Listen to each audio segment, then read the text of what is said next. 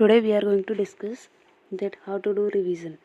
मतलब बहुत सारे बच्चे हैं जिनका सिलेबस ऑलमोस्ट 50, 70, 80 और किसी किसी का तो 100% तक कंप्लीट हो गया है। तो अब ये आता है कि हमें रिवीजन कैसे करना है, रिवीजन प्लस उसके साथ साथ हमें मॉक टेस्ट कैसे देना है, क्योंकि दिस इज़ वेरी इंपॉर्टेंट। इस पर जितने स्टार लगाओगे उतने कम है, तो ये तो सबसे ज़्यादा इम्पोर्टेंट है। और मॉक टेस्ट देने के लिए जो वाला मॉक टेस्ट दे रहे हो उसमें जो सिलेबस आ रहा है उसका रिवाइज़ करना बहुत ज़्यादा ज़रूरी है। तो हम डिस्कस करने वाले हैं कि कैसे रिवीजन करना है प्लस कैसे मॉक टेस्ट देना है। Hello everyone, welcome back to my channel. So today जैसे ये हो गया कि ये मेरा पार्ट टेस्ट 1 है, ठीक है। किसी को ये वाला टेस्ट देना है तो इसमें ये देखो कि फिजिक्स का सिलेबस क्या है। फिजिक्स का सिलेबस है basic maths, vector, unit and dimension, kinematics, in straight line, in motion, in a plane और लॉज ऑफ मोशन। मतलब इसमें 4 चैप्टर आ रहे हैं। Basic maths, vector, unit and dimension, kinematics and projectile motion और NLM and friction. अगर ऐसे देखोगे तो 7 हो जाएंगे, ठीक है। वैसे देखोगे तो 3 आ रहे हैं, 3 4।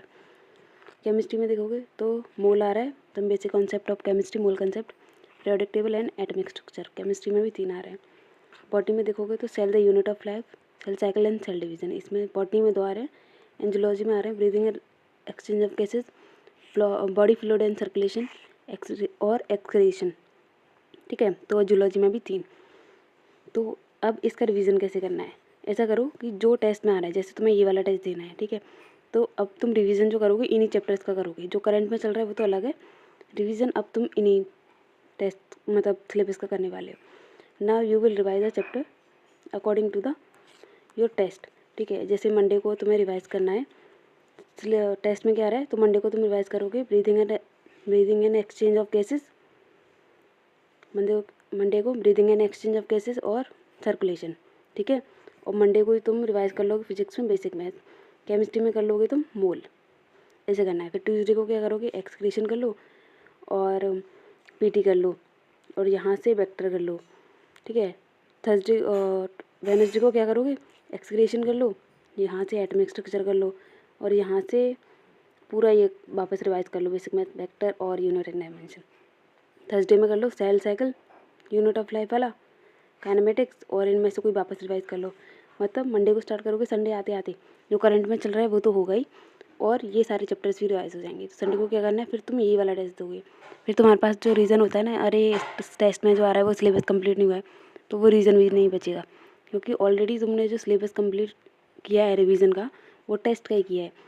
तो अब तुम टेस्ट ईजिली दे सकते हो, ठीक है। इस तरीके से रिवीजन करने के फ़ायदे क्या होंगे।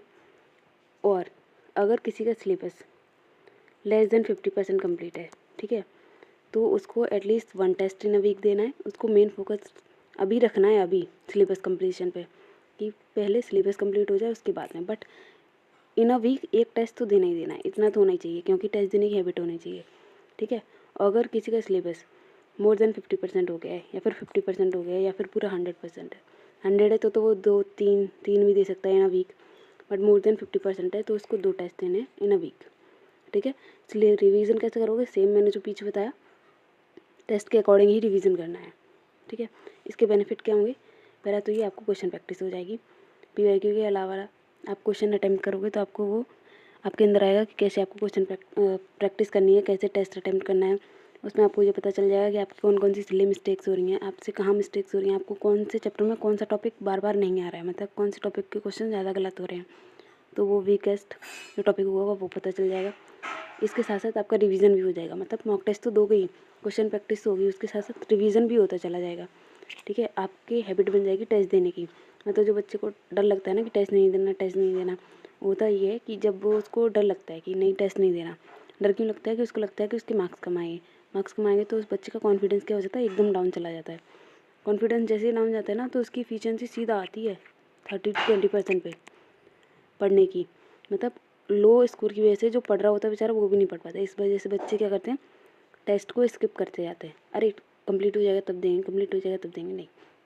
लेकिन इस तरीके से रिवीजन करके टेस्ट दोगे, उसके साथ साथ रिवीजन भी होगा, टेस्ट भी दोगे, क्वेश्चन प्रैक्टिस भी हो जाएगी और टेस्ट देने की आदत भी आ जाएगी, ठीक है।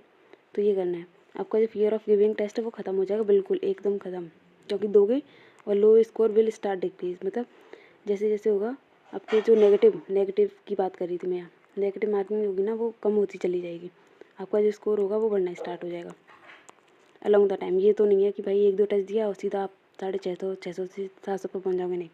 बट धीरे धीरे ग्रेजुअली टेस्ट देने पे स्कोर इंक्रीज ही होता है, कभी डिक्रीज नहीं होता, ठीक है। And you will know your weaknesses और एज वेल, ठीक है। तो ये तो पता चलेंगी। तो टेस्ट देने के बहुत फ़ायदे हैं इसको, और टेस्ट के साथ अगर रिवीजन हो रहा है तो फिर बात ही अलग है।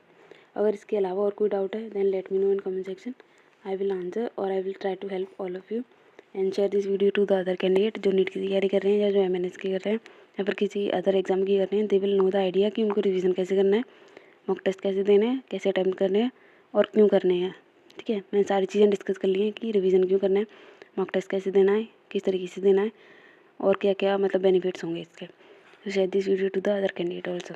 Thank you.